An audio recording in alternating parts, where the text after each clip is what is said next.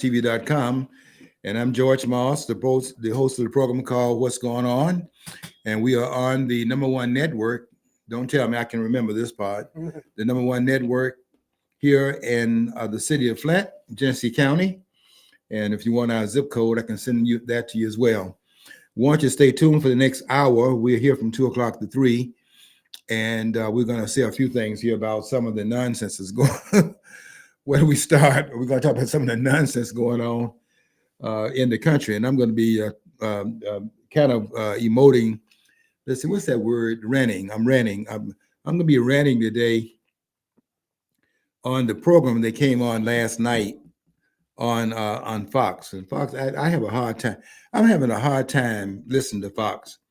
You get rid of your number one source of inspiration. This is my own view of it. You get rid of the number one commentator on television, and he's too controversial for your studio, and you get rid of him, and they had to go through all these other persons that are lesser than he is, and get through them. But I do tape this. I tape one or two of the programs on there to make sure that I can at least get to hear what they have to say. And one of them is Mark Levin's program. Life, Liberty, and Levin, and they've given him 2 days rather than his Sunday night program. They've now added, I think a couple of months ago, they added another edition of the program that comes on Saturday. So now they're doing Saturday and Sunday. And I'm trying to not block him after adding the Saturday program to the Sunday program. I'm now getting ready to start thinking about blocking him. Because I can't take too much more of this. These lawyers are killing me. And what they're saying, I have to tell you something. You're in a wheelhouse here. And I hate to keep saying this because people think I'm too braggadocious, but I get to tell you something. They're not on this level. They may think that they are. But I do notice that I've been calling their names out, and they don't come back and say anything. I'm on the same feed they're on. We all on Rumble, and they cannot help but see my program, see some of the things I put on Facebook. Because I'm putting their names out in the title of my Facebook post.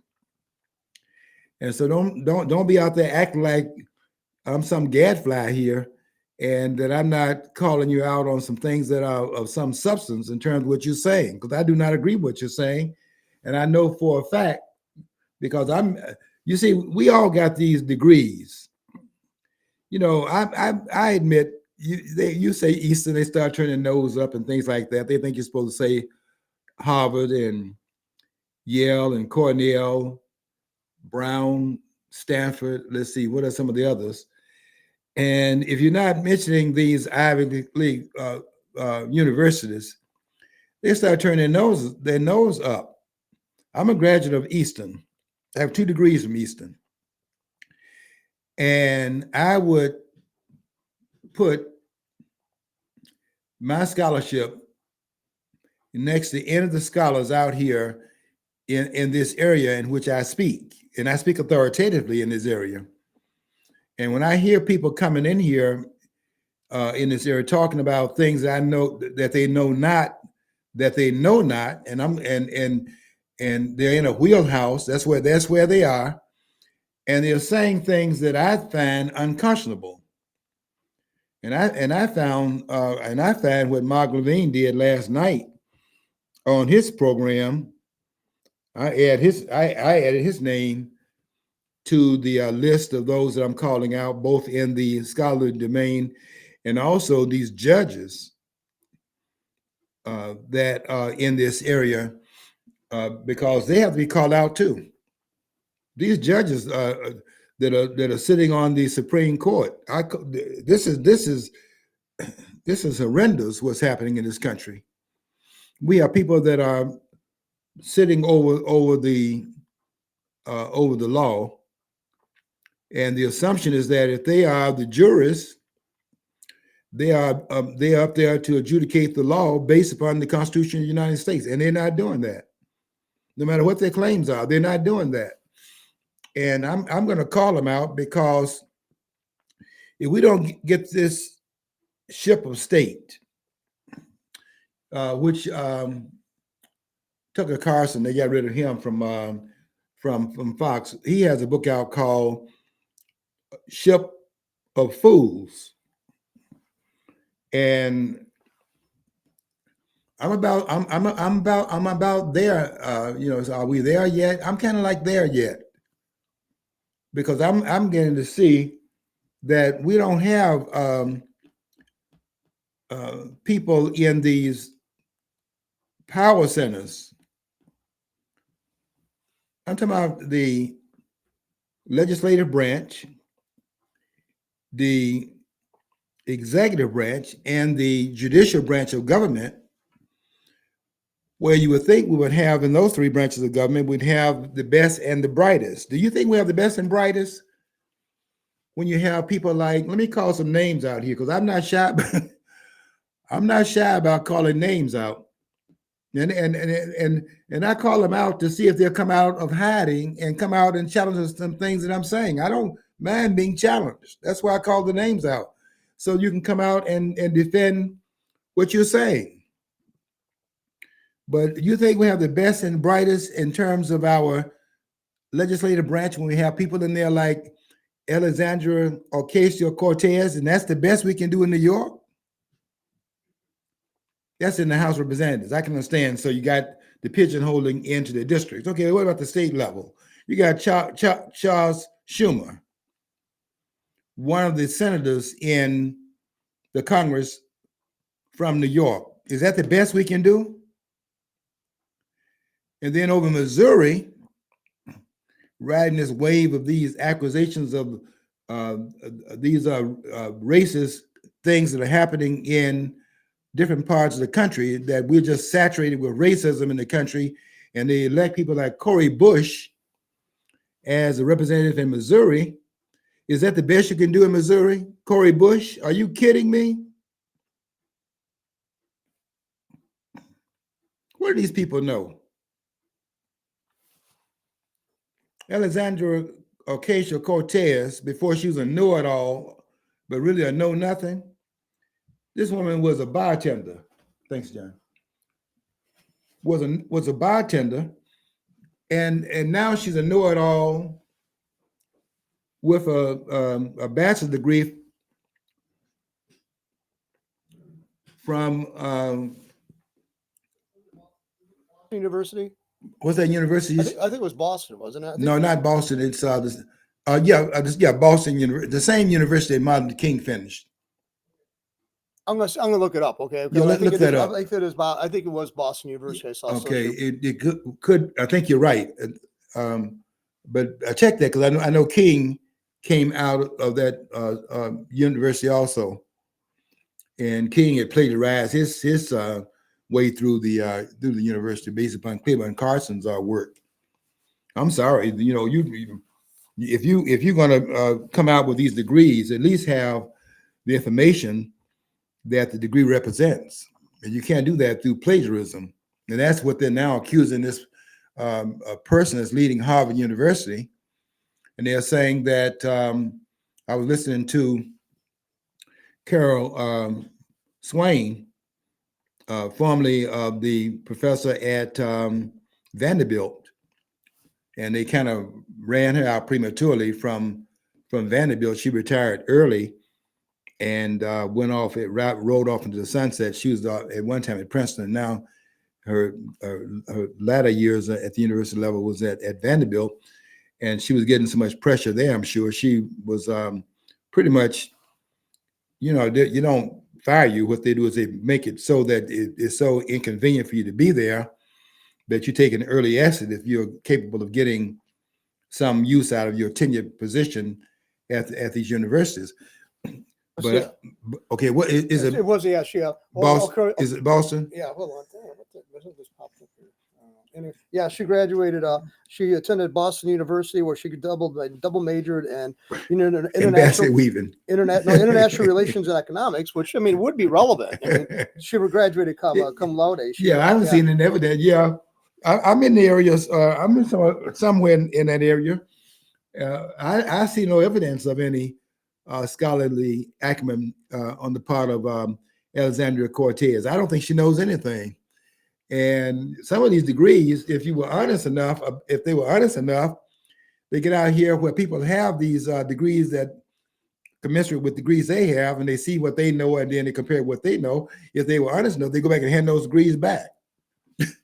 that would be my idea about it. If you see that the degree does not represent anything, and you don't have any scholarly acumen, be honest enough to go back and give the degree back to the university and tell them that you didn't deserve it. Like that's going to happen. But wouldn't that be the honest thing to do?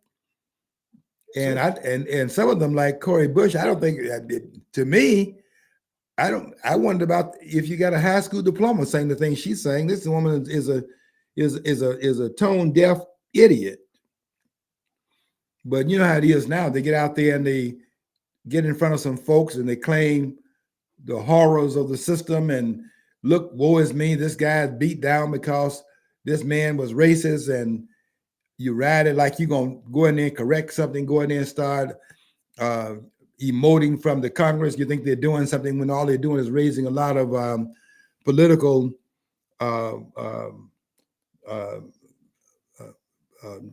fires and all that. A lot of smoke and no fire, a lot of smoke. And we think that's leadership. We're so confused in this country today.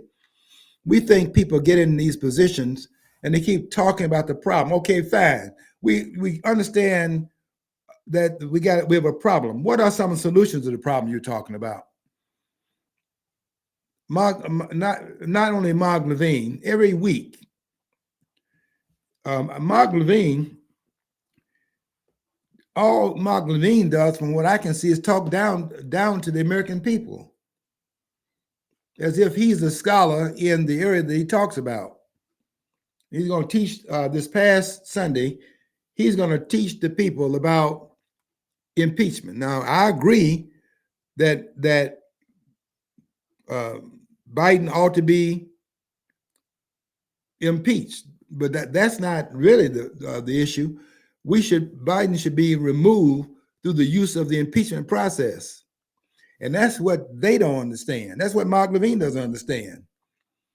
He asked last night on this program, he asked, what is impeachment? Look, can we all agree on this? Let's start at some basic things here. Can we all agree that impeachment is an Article 1 process? Can we agree on that? That is found in Article 1, Section 2, Clause 5. And why is it starting there? Because Article 1, Section 2 sets up the House of Representatives. Can we agree upon that then? And therefore, if you're talking about impeachment, and it is a process that starts out in the House, then we would expect to find the process then starting out in Article 1, Section 2, and it starts out in Article 1, Section 2, Clause 5, to be more specific, because Article 1, Section 2 sets up the House, and Article 1, Section 2, Clause 5 sets up the where the impeachment would take place in the House. And what it says is that the House shall have the sole, S-O-L-E, power of impeachment. Can we agree on that? Can we start at that? Can that be the starting point? Okay. If it can be the starting point, then I got to ask Mark Levin a question here. If the impeachment is an Article 1 provision, how did you end up last night in Article 2 in talking about impeachment? How did you end up in Article 2? I'm going to read it to you. I don't have to read it to you, but I'm going to read it to you because I want to ask you, how did you end up in Article 2 when you were saying impeachment? Now, impeachment is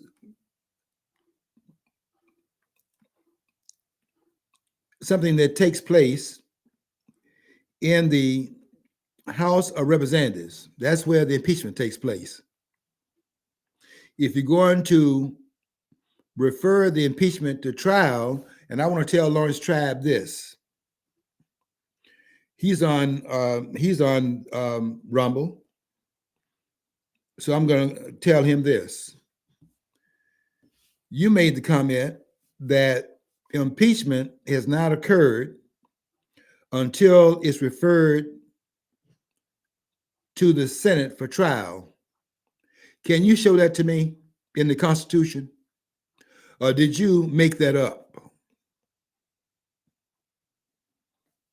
See, the problem with you is and the problem with you and the other people here is, see, you believe in what they call, in the realm of ethics, you believe in normative ethics. It's like what should be done, how it should be done, what is right and wrong, how it should be carried out. See, they have another thing. They have another thing is what can we get away with? See, there's a big difference. See, you're a purist. See, you're saying, show you this is the step-by-step thing. You're stepping over a lot of steps. Yeah. That's what they're trying to do. They get off the Constitution very fast because they want to claim they talk about the Constitution. I talk about the Constitution. See, I see this dismissal in a lot of things, and I see it in what they did, what Mark Levin did last night. I see it in this book that I brought to the studio. This is Napolitano's first book. This is the book that he wrote called Constitutional Chaos. Now, I know you read that title and you won't see anything horrifying in the title of the book. What I see in the title is that the same dismissal is more nuanced, but it's still a certain amount of dismissal in what Napolitano is doing. Also, in his other book, which is a cut above this one, is called The Constitution in Exile. Is that really the case? The Constitution is in exile? I'm going to interject this here so we keep people on track here. I pulled this up right on your Google search on my phone. Okay. And what does impeachment mean in simple terms? Impeachment is a process of bringing charges against a government official for a wrongdoing. A trial may be held, and the official may be removed. See, both may be. So see, when they were talking about impeachment for Clinton, people thought, well, they automatically impeachment meant automatic removal. I said, no, there's procedures in that. There's a procedure in that. That's the problem that Mark Levin had last night. They actually. All these scholars have the same problem. So they must have been going to the same universities or you have a single source and it spreads out so that this person went to that university, now he's over here. And they're saying pretty much the same thing. All of them are wrong because they're not quoting the Constitution. They're beginning to quote these persons that are claiming that they are quoting what the Constitution says. Article 1, Section 2, Clause 5. Here's what it says, and I'm going to quote it verbatim. I'll leave out some parts that's not relevant to the impeachment process because it also says some other things here that go into another area. What it says in total is the House shall choose its speaker. We don't need that part here because it has nothing to do with the other part of it, which talks about and shall have the sole power of impeachment. I would like for it to have said the House shall choose its speaker and then have a period there and then have Article 1, Section 2, Clause 5, Clause 1 of that, Article 2, Section 1, Clause 5, subsection 1, and then say the House shall have the sole power of impeachment. It doesn't do that. What it does it says that the House shall choose its speaker, and the conjunction is and shall have the sole power of impeachment. Nothing wrong with the syntax, but I would leave that out when I'm talking about impeachment because it's not germane to the other part of that statement, but it's not contextually wrong to put it there. Okay, but I leave it out. I put 3 dots there, leave it out. And I would say Article 1, Section 2, Clause 5 says the House shall have the sole power of impeachment. Now I left some parts of it out because I'm talking about impeachment here. So the House shall have the sole power of impeachment. When Lawrence Tribe says that impeachment has not occurred until the matter is referred to the Senate for trial, man, I get so mad. I get some Evers in me. Evers used to, they used to have a bill for Evers. They'd just be waiting on Evers to come to these hotels because Evers didn't like that one singer. What was that guy's name? Goulet. What's his name? Robert Goulet. Robert Goulet. Evers didn't like Robert Goulet, and Robert Goulet was a Perry Como. My mom would have loved Robert Goulet. She was into that. The people that hold your hand, the hand like this, Ella Fitzgerald kind of singer, and Robert Goulet was that kind of a singer. Just standing there. If you saw him do any movement while he was singing, it's because he was changing one foot to the other. He didn't do any of that Elvis the pelvis stuff. Evers didn't like him. Every time he came on the air and Evers was watching TV, Evers would take his gun out and shoot the screen. I feel that way a lot of times when I'm watching people like Lawrence Tribe and the rest of them, all of them, quite frankly.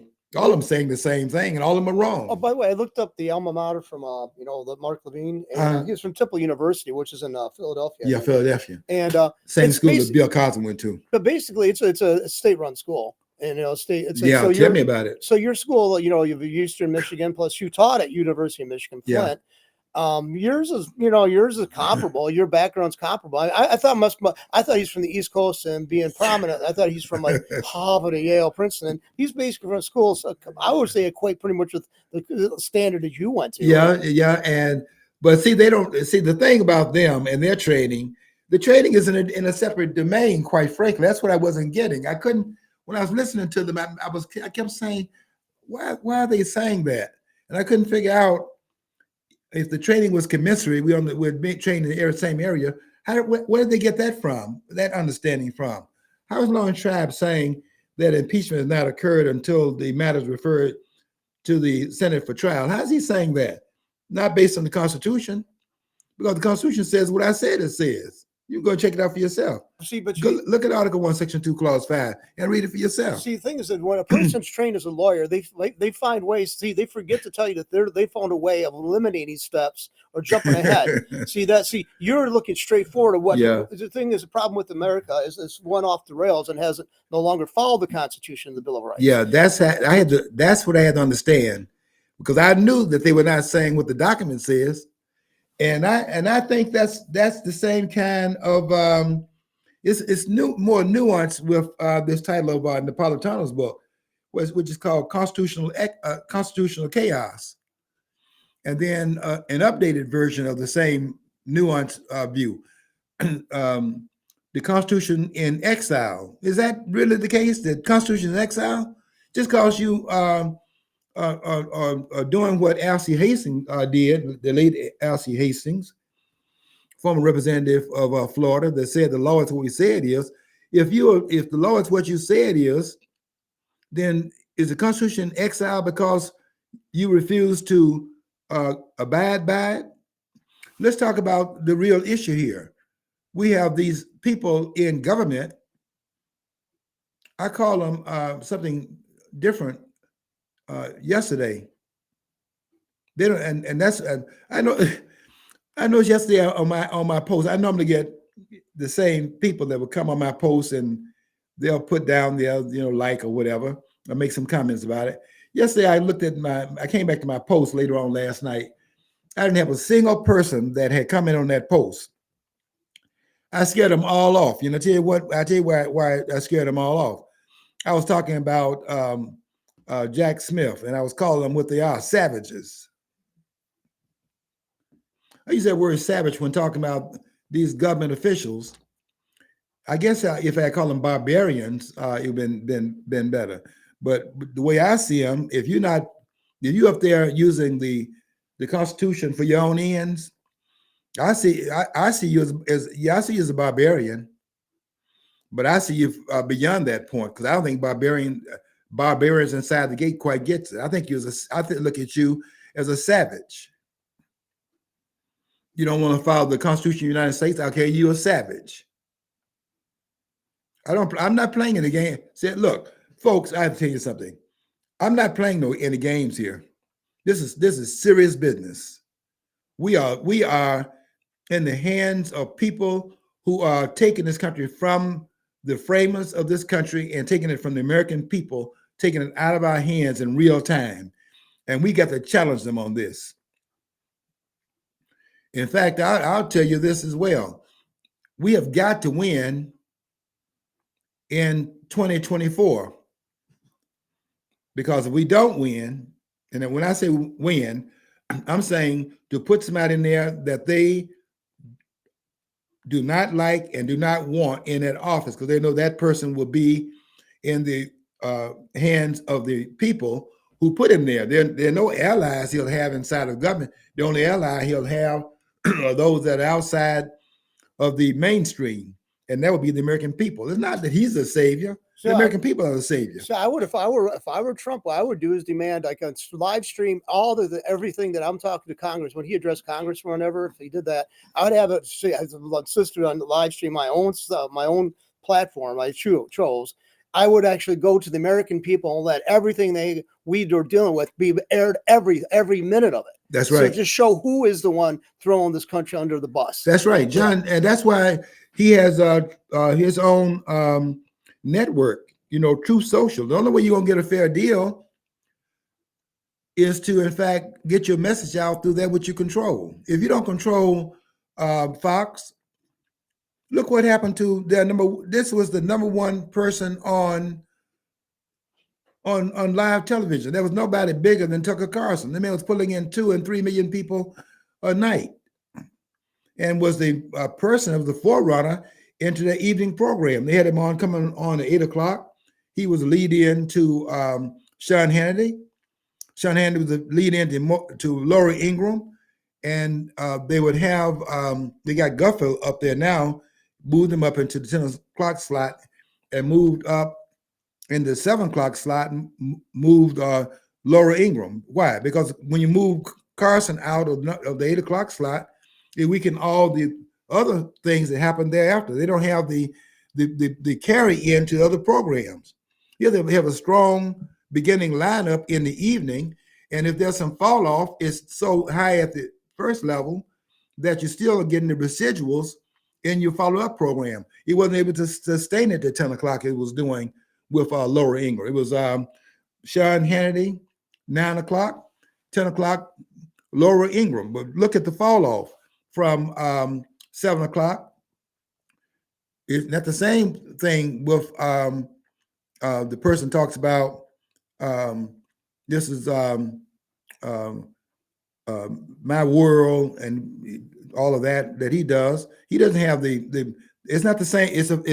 It starts off at 7 o'clock with a very weak he's now 8 o'clock. Starts off with a very weak lineup at 8 o'clock, and the fall off was so severe by 10 o'clock, Laura Ingraham wasn't able to stay there. So they moved her up to the 7 o'clock slot. All that was these changes being made is they're trying to readjust the schedule because of the weakening of the network, because of what they did to Tucker Carlson. That's what that is about. But when you talk about the Constitution, I'm gonna tell you right now, you're not gonna get away with this, what you're saying on these programs. I'm not gonna tolerate it. And I can't do that, allow that with my training being what it is. And also I'm trying to stand up for the framers of this country, because if we don't stand up for the framers, I can tell you right now, this experiment is over. These people are not representing the American people in the government. I wrote about look at the housing, the mansions that they have. Look at this guy you call a socialist that ran for president from Vermont. Look. you think he bought those houses based on $174,000 a year? These people are living in luxury because they're not representing the American people; they're representing the lobbyists. And his wife ran a college into the ground for financial mishandling and stuff. So, a college has been around for years. She helped run into non-existence. So it's unbelievable what we're tolerating, because we do not, in fact, hold these people to account, and they're getting away with the equivalent of murder. American people, though, are too complacent. Once they get a person in office, oh yeah, I know so and so. He shook my hand once, and they'll vote for eternity or it was his granddad. Like when the case of the Dingles, my great granddad shook his John Dingle's dad's hand in front of this thing, and now we're a diehard Dingles fans for 80 years after the fact. Right? They're only about, if you could count the number of persons. Let's be honest about this.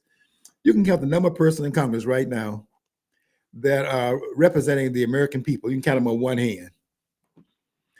You can start and almost stop at Marjorie Taylor Greene. There are a few others. Hey, Rand Paul. Yeah, Rand Paul. Yeah. He's close. Maybe Matt Gaetz, to an extent. I did like the fact that he came up and challenged. I mean, politics make strange bedfellows. He made a pact with the Democrat Party in terms of ousting Kevin McCarthy, but McCarthy needed to go. And sometimes you got to make alliances with strange bedfellows in order to get an agenda across. But McCarthy, as you recall, in 2021 was the first one coming out there saying that Trump needs to resign. Why? Because it's made up lie they had that the man was leading an insurrection. Look at what Kevin McCarthy was doing. He actually looked like he was Paul Ryan light. I was glad to see Gates. I didn't like the bedfellows that he was keeping at that time, but sometimes that's what happens. The main thing is that the target, Kevin McCarthy, needed to go, and he's stepping down at the end of the month, if he has not already stood down from his position, and that's a good thing. When you get some of these career politicians out of there, then that's to the good of the country, because a lot of them need to get out of there, and they're most of them. But there's some in there trying to hold the line and trying to represent the American people. I can tell you right now, it's not more than 5 or 6. And we're talking about a body in Congress of 535. And so the numbers are not equivalent to what's needed to get anything done in the Congress. If that were the case, Joe Biden would have been removed by now through the impeachment process. They have not even impeached this man. And the reason why James Comer, the representative from Kentucky, keeps on doing further investigation is because they know they don't have the numbers. And if they bring it up in front of the House, which has the sole power of impeachment, and they bring it up, they know they don't have the votes to bring it about. And yet they have a majority in the House of Republicans, not Republicans, Republican members of the Republican Party. Let's put it that way. They're not Republicans. There are no Republicans in the House. And there are no Democrats. These people belong to 2 different parties, the Republican Party and the Democrat Party. Let's get that straight right now. They can call themselves Democrats and Republicans. That's not who they are. They are members affiliated with one of the 2 major parties in the country. One of them is the Republican Party, and the other is the Democratic Party. They are not Democrats and they're not Republicans. Those words mean something. None of them are going to guarantee what's guaranteed in Article 4, Section 4, where it says that each state is guaranteed a Republican form of government. You think that's guaranteed by the Congress? They don't guarantee that in Washington. We don't have any voice in the government in Washington. And the mere fact, all this talking about what Biden is doing, Biden is undermining the integrity of the laws of this country. Everyone knows it. This is not a secret. People are flooding our borders. There's no enforcement of this country's sovereignty. And they keep on acting like they have to do more investigation of this man being a hireling of China and getting and being in the kickback in terms of what's happening in Ukraine. You don't think Ukraine is a money laundering operation? Ukraine is not going to defeat Russia, and they know that. And that's not what that is about. That's a money laundering. There's this guy, this one program that's still on YouTube. I think it was repackaged RT, Russia Today. It's called Redacted. Mm-hmm. My friend sent me a link to it, and of course, they even say this in the piece that actually Zelensky actually has documentation already. He's already got applied for American citizenship. Yeah. You know what he just did, John. I can imagine he coming over here because he just bought a $22 million mansion in Florida. Yeah. Oh yeah. See. He's like, yeah, I'm with you guys. I'm fighting for you. Okay, I'm getting the hell out of here. Yeah, he getting out as soon as they find out what they got up there, because he allowed them to wreck his country as they're trying to have access.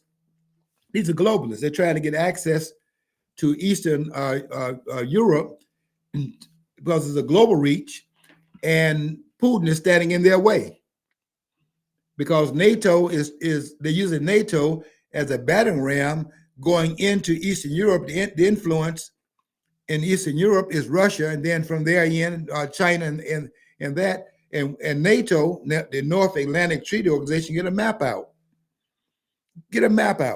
and see where Ukraine is located.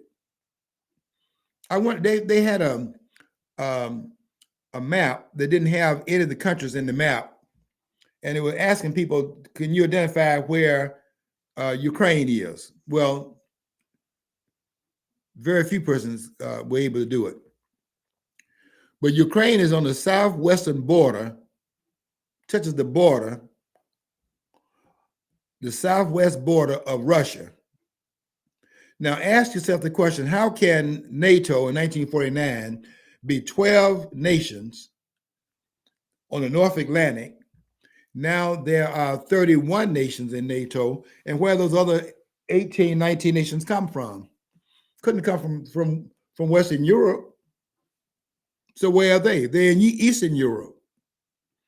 And the objection is that the objection that Russia has is not any different than the objections we had when Russia put those missiles in Cuba, and that was on the borders of Florida. It was 120 miles away from Florida. And that was objectionable to the United States. And I can understand that. I don't have a problem with them not wanting offensive weapons that close to the borders of the United States, which within 6 seconds we could be hit by those missiles. Those missiles are a threat. But what they didn't tell the American people is that, yeah, they made a deal to get those weapons out of out of Cuba. But did they tell the American people that it was a quid pro quo? Pull the missiles out of Cuba because it was no more palatable to us to have the missiles in Cuba than it'd be palatable to Russia to have the missiles in Turkey. It's a quid pro quo. We pulled the missiles out of Turkey. Russia pulled the missiles out of Cuba. It was a quid pro quo arrangement that was in fact made, and they made it appear that Russia backed down. Both nations had to give, and that's the kind of negotiation that we need. Well, actually, my friend who used to live next door to the studio here, the guy, he was a staunch Republican. He said that when we were supposed to, the Soviet Union was supposed to pull their missiles out of Cuba, he said all we saw on those decks or ships were crates. We don't know if there's actually missiles in them or not. Okay. So I think that's a valid point. Of course, thank God nothing did happen and we weren't annihilated by the Castro regime. Yeah, but the satellites, the satellites. You see, you can see a dime on the ground in Flint. You can magnify it. At that time, I don't know if they had that capability, though. I don't know if that yeah, time, well, okay. It didn't, the magnification would be different now than it was then. But in terms of being able to do satellite see those missiles in Cuba. Those missiles were in Cuba, and they, through satellite reading of it, they saw those missiles were there. In fact, Russia never denied that. They never denied they had missiles in Cuba, but they put them there because of the aggression when Fidel Castro had come out and fooled them into believing that he was, a Democrat, quote unquote, as if they're Democrats, and got in there in 1959, having come down out of those mountains and overthrew the Batista regime in 1959. And they found out that here was a communist regime, aggressive communist regime, 90 miles off the coast of Florida. They didn't find that very much palatable because of the Monroe Doctrine of 1823. That's another thing we have to look at in terms of how we had claimed the whole Western Hemisphere as a sphere of influence in the United States. Yet Russia doesn't have the right to, in fact, not want to have NATO in a country that touches its border.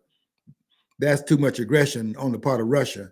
This is kind of, so we got to look at our foreign policy and understand why people are objecting to what the U.S. is doing. And I've been in many different parts of the world, and I can tell you these objections are not just people not just making this stuff up. People looking at this aggression around the world, and they are now deciding that they're not going to have anything to do with it, and that's why they are now doing BRICS and things of that sort. A lot of people are beginning to understand that they're shaking this network out of which the U.S. had a monopoly on it because of the dollar being the international currency of exchange. They're now rallying that fence. And this is some very dangerous stuff that's now happening. And if it continues down this road, and it seems like it's going to continue down this road, we're going to be in a world of hurt.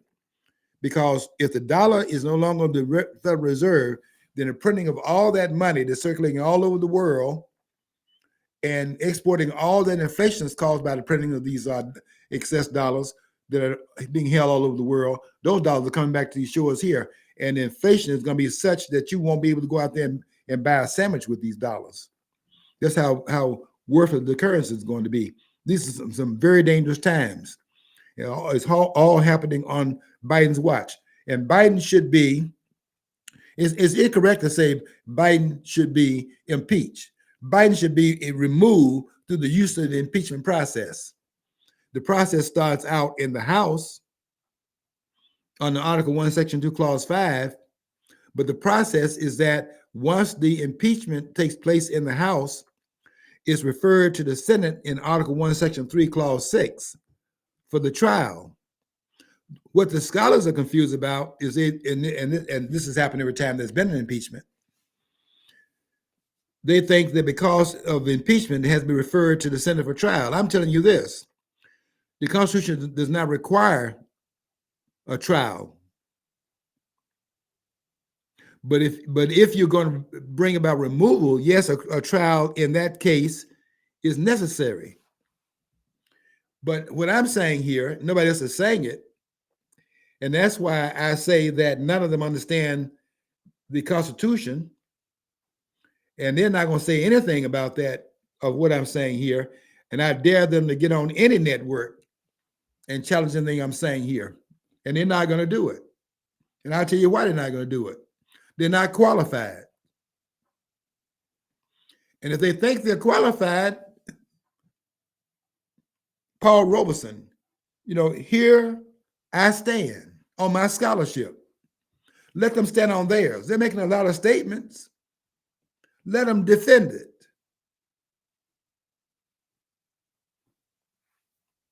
That's not going to be that easy, because we're saying two different things here, and we have two opposite things being said, and they're 180 degree diametrically opposed to each other. They cannot both be true. So then I'm saying what I'm saying is true. Are they saying what they're saying is true?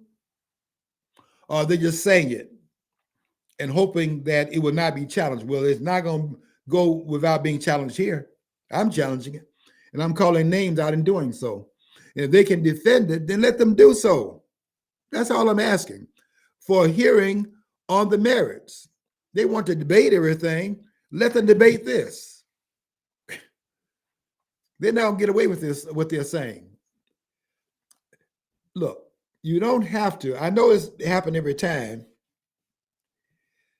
Every time there's been in impeachment, it's been referred to the Senate for trial. You don't have to do that. The impeachment can stand on its own, but it cannot stand on its own if the intent of the impeachment. You see, that's another thing they don't get. What's the intent of the impeachment? If the intent doesn't have to be removal. That's Mark Levin doesn't understand that. That's why he jumps out of Article 1 and jumps into Article 2. How do you get from Article 1 to my impeachment, which is what John was reading a minute ago, which is the official acquisition of, let me clean up what that really is about. Impeachment is the official acquisition. It's official acquisition of wrongdoing while you are in office. Now, let me tell the Supreme Court something. Before you go down this road, because I'm watching the Supreme Court now. I don't trust them either. The Constitution is not in good hands. These are not the good hands, people, because it's in the hands of 9 judges of the Supreme Court, who they've had very few 9-0 rulings on the Supreme Court. They're reading the same document. And they got five over here, 4 over there, so 5 got it. What is it, a bidding process? 5 over here, 4 over there, so 5 carried, and that's the law. We got to follow the 5, not the 4. Because of numbers. It's the majority rule on the majority rule on the court. Give me a break. Why don't we get some 9-0 verdicts here? Since they're all interpreting the same document, it's written in black and white. How many 9-0 verdicts have we had? And when we had a 9-0 verdict, which is in the Brown ruling, you only had that because Vinson, I'm going to call him Carl Vinson. I keep saying Carl. I don't think Carl was his first name. But anyway, the Chief Justice of the Supreme Court, Vinson, died in 1953. It prompted Felix Frankfurter, an appointee of Franklin Delano Roosevelt. It prompted Felix Frankfurter said that I didn't believe in God until Vinson died, because there was friction on the court between Felix Frankfurter, who was a liberal on the court, and Vinson, who didn't see it through the same prism as Frankfurter. Yet Vinson was a Chief Justice. So when he died, it was like Frankfurter throwing sweat off his brow. It was Justice Alfred W. Benson, right? Okay, Alfred Al Vinson. Then is the name Alfred Vinson. Yes, that's right. I keep saying Carl, but that I knew the Carl was not his first name, but Vinson. Vinson died in 53. Yeah, this guy died in Benson died. Okay, that's not he died. Yeah, Vinson died in 53. Okay, no, this one's Justice Benson. It was 1843 to No. Go look at the other Vinson. I'm looking. That's right. I just said Benson. You didn't know his first name, so I just said Supreme Court Justice, first name last name Benson. The one look up the one that died in 53, because that would not be that judge. It'd be another judge. Okay, I'm looking up now. Okay, look that up. Vinson, the Supreme Court Justice who died in 1953. That much I know about the date. What would be his first name? Because I really want to make sure. I keep saying Carl. I know Carl is not Carl. Okay. Oh, dang it! I just had something here. Was it died of a heart attack. Fred Vinson. Vincent, V-E-N-S-O-N. Fred Vinson. See, I thought you said Benson, B-E-N-S-O-N. Yeah, V-I-N-S-O-N. So it's Fred Vinson. Yeah, Fred M. Vinson was a Chief Justice when Brown was granted at the court and did not vote on the final decision due to a sudden death from a heart attack in 1953. Yeah, that's him. Yeah, see, that was I don't know. They would not have gotten a 9-0 ruling, by the way, if Vinson had still been the Chief Justice of the Supreme Court. That's what Felix Frankfurter was saying. They didn't believe in God until Vincent, died. Frankfurt never should have been a Justinian because he was always an activist. Yeah, he was an activist on the court. No question. Yeah, he was an activist on the court. I would even say this. Nobody has ever said this before, but I say it, and I can prove it by looking at the book called Simple Justice. That's a very good book to read because it goes in the background in terms of how they were back there lobbying each other about the need to, in fact, close off any corridor of resistance in the South. If you have a 5-4 ruling to tear down the separation of the students in the schools, when education is a state-run phenomenon, and you get a 5-4 ruling, and let's say 5 say what Brown said, and 4 say different in that ruling, the South could have come up and say, well, the court is split, and therefore we're not going to follow the court because even the court couldn't decide unanimously. They knew they had a problem. So they're lobbying behind the scenes to get a unanimous verdict, which take away take away the wiggle room from people like George Wallace, Ross Barnett, Orville Forbes, and other governors of the South. They're using the separate schools as a way of driving their political careers. None of them, you see, we don't even understand the racial history of the country. These people didn't believe in all that stuff they were talking about. Wallace, segregation now, segregation tomorrow, segregation. They didn't, look here, they were run that stuff by voters who think that these people want to represent them. They do, jump in front of an issue and act like they believe that stuff. Wallace was one of the persons that stopped the. They had this guy in his courtroom. What was his name? T.L. Pritchett was his name. A black attorney. You didn't have that many in Alabama at that time. You had Arthur Shores and a few others, and because they wouldn't let him pass the bar, and Shores was one, and Pritchett was another. Pritchett practiced in Wallace's court, and when the other person would be on the other side using their first name, Wallace made him stop that. He said, "Look, you will refer to them as the plaintiffs and blah blah blah." That was Wallace, and Wallace would say later on, "You need to go and study this more carefully." Wallace would say later on that I try to talk about schools, and I try to talk about roads and paving and the roads and so on and so forth, and nobody would listen. And so when he lost in 1958, when he lost to John Patterson in Alabama, he talked to the judge over there, federal judge Johnson, and Johnson he asked Johnson, why do you think I lost? They were talking about why Wallace lost to John Patterson in 58.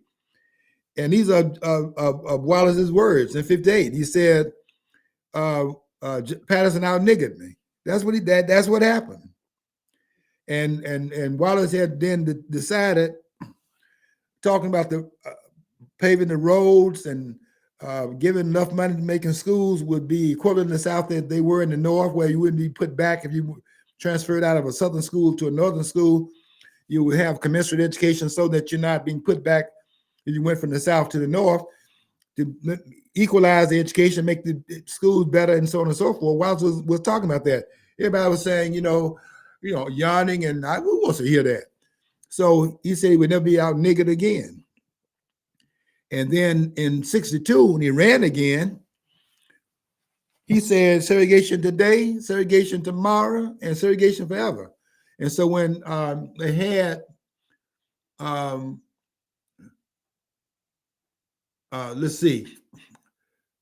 Vivian Malone and Robert Hood, that were going to integrate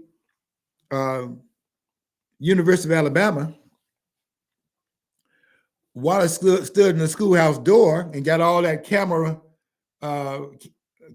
attention, and they didn't see behind the scenes all that stuff was orchestrated. He wanted candidate put the guns out on him. I'm just telling you the stuff that goes on in politics. You have to pay attention to the stuff here. These people are not about representing anybody. They're about getting elected and getting power. Wallace didn't care even about governing. He loved the idea of running for election. Once he got in there, it was B.B. King. The thrill is gone. The thrill is gone away from me. That's how they feel about that. They want power. They want the real power. Look, you can talk until the cows come home about what Joe Biden is doing. Until you pull the lever and you begin to go down the road to remove this man from office. This man needs to be removed from office to set a tone of those that come after him. I was saying in my article today, I named Levin in the title of my article. He won't say anything. None of them will say anything. They know. If they don't know, how is they don't know? I'm saying things about the document that they're not saying, and I have dared them to come behind and say anything different. Any of them. They're not qualified. They don't have my training. So you can have the same degrees. That does not mean you have the same training. That's true because like I know a woman that actually like I said, another thing is too, they always want to, I was just shocked to find out Levine hadn't been to a name brand school because I have a friend who his wife, his girlfriend actually graduated from University U of D, law school. But the thing is, she always said, like, well, when she took the bar exam, she took it both for Illinois and the state of Michigan, passed both. She goes, thing is, the school kids that she was in taking classes, the test with were from University of Michigan, which is supposed to be a top-rated law school in the country, right? Well, anyway, she goes, the more people who went to U of D passed it on the first attempt, or the people who went to, University of Michigan had to take a couple of times over again. So that's where the critical part is, Cooley. If the rubber meets the road. Right. So that's what Cooley have been actually what Michigan State. Yeah. You know what? It's amazing. People are surprised to find out this hearing they had recently about this anti-Semitism on the college campuses. People were surprised to find out that her name is, the last name of this president they have now is a person named forget the first name, Gay is a last name, and she went down there and made a fool of herself, and everybody is behind her at Harvard University, and they're surprised to find out that this prestigious, supposed to be the best university in the country, is this place. It's supposed to be shining above Hillsdale, shining above all the other Ivy League schools. Now, Hillsdale not an Ivy League school, but I'm saying above all the Ivy League schools. It's number one. And they're surprised to find out that we got these yo-yos over there, because that is riding on his name when it was a university of some merit. It's not that now.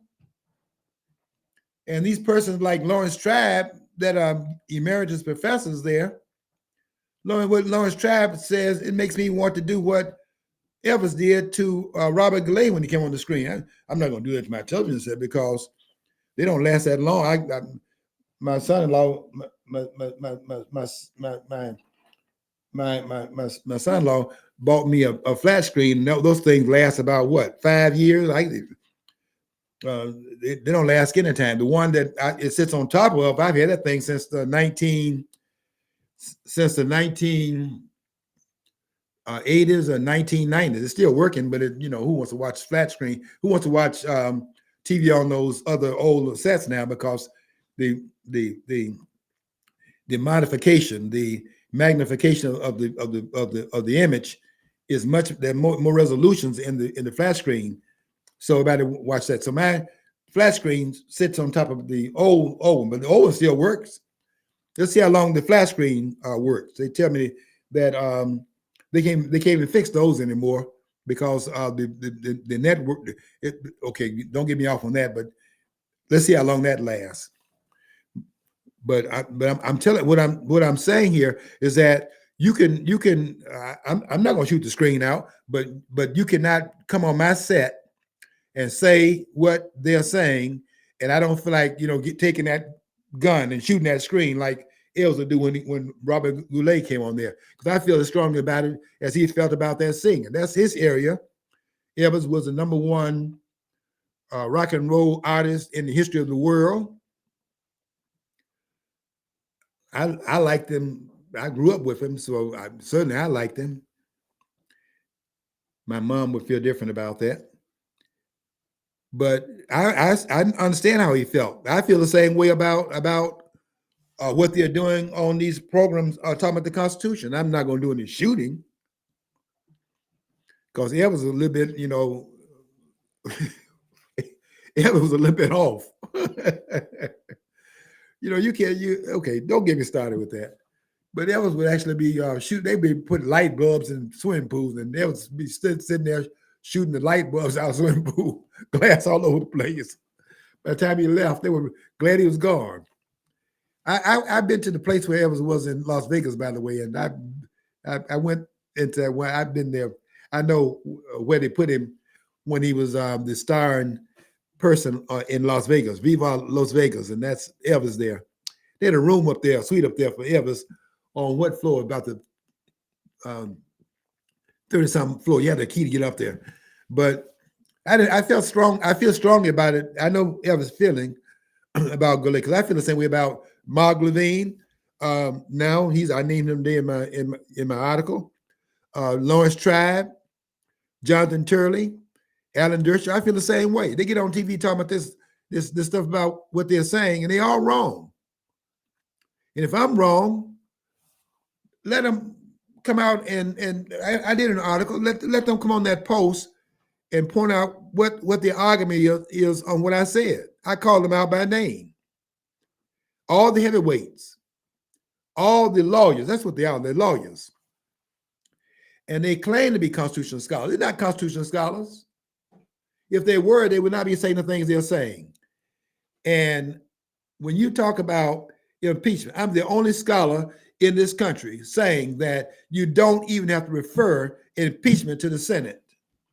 But if you, in fact, intend removal, then you're in Article 2 then. After you have been picked, after you have brought about conviction, then you're into Article 2 of Section 4. Why is that? Last point.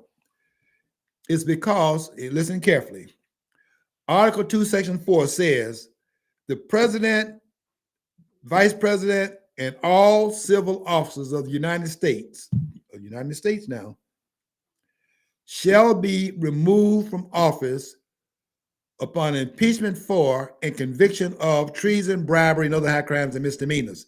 Now we're in Article 2. If you're going to remove, that's a requirement for removal. They think it's a requirement for impeachment, and they are dead wrong.